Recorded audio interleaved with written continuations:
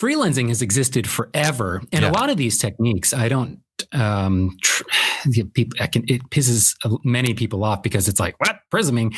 People have shot through prism. There's a book named Prismatics from the 1970s from such and such a photographer who shot through blah, blah. What I tend to, what I get most known for, the popularization comes from one, just giving it a name, like a catchy name, like the Ring of Fire, or two, having boiling it down to this specific exact object. Yes, people have photographed through glass elements and various prism-like things forever. I was the first person to take this exact 6-inch equilateral triangle that I found in a science shop on Amazon and say, this is what I use. This is why. And these are the variety of looks you can expect to get from it. Yeah. I mean, you can pick up a crystal or, a one-way piece of mirror or any other glass element. And technically it's sort of the same as prisming, but yeah, I really just narrow down to this exact tool. This is what I get for it. This is the name that I've attached to using this tool. And then, it goes from there.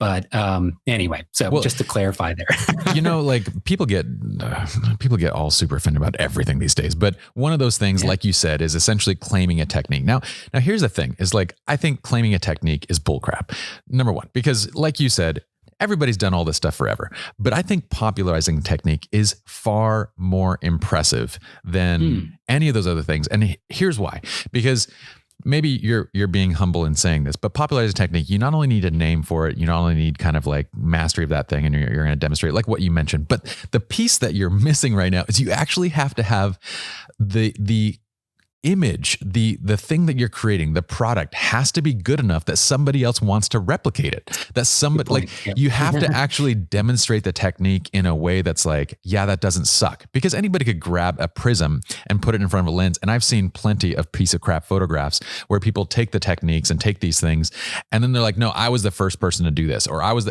and you're like, but you and you can't say this because it's art, and we're all going to get our butts hurt by anybody critiquing anything whatsoever.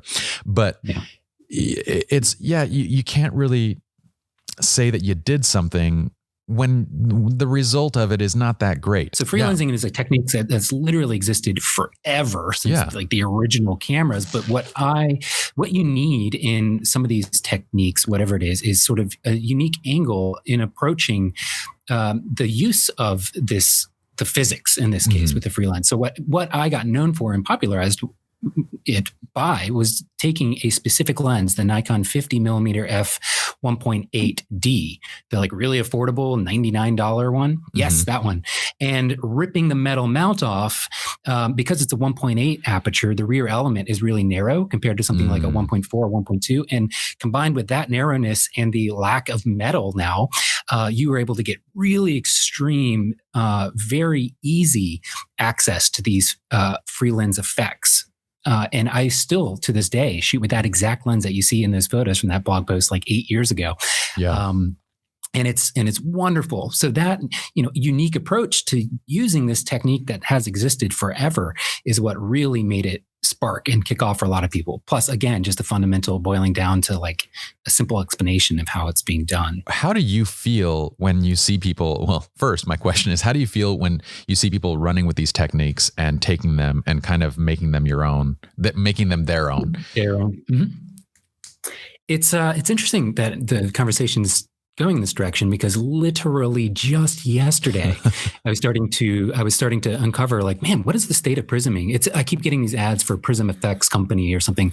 It's a manufacturer. And when I started using prisms and stuff way back in the day, people were like, oh, you should sell those. And I was like, yeah, I guess I could just buy a bunch and resell them. This company and a few others now have done the work of like really crafting their own glass and like making their own product, I guess manufacturing it themselves, obviously from China or something. But I kept seeing these ads and I was like, man, prisming is still a thing. People are still doing prism photography. And the more I took a deep dive, the more I was like, oh no, I'm still at least high on the Google rankings. I think I'm still like number one. Like my blog post is definitely, Google gives a lot of authority to time and the duration that a post has existed. But, YouTube is probably, I would say, 10 times, 100 times more popular than articles, which I find crazy. I do not understand.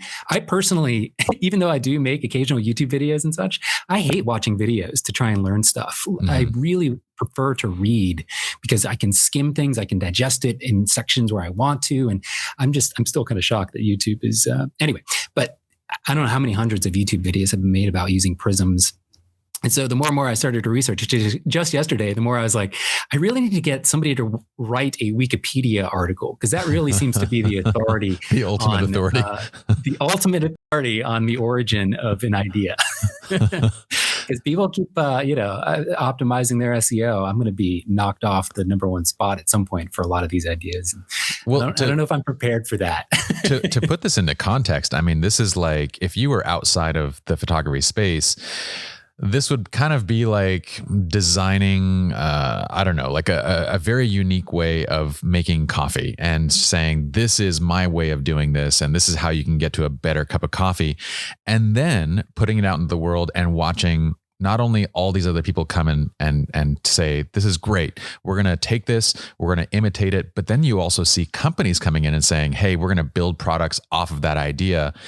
And there you go. Most of them don't actually, like, nobody's going to source you for it. Nobody's going to be like, yeah, I learned this from Sam. Nobody's going to be like, that's one of my frustrations personally in the industry is I always try to bring attention to the people that I learn from and to the people that like have inspired me.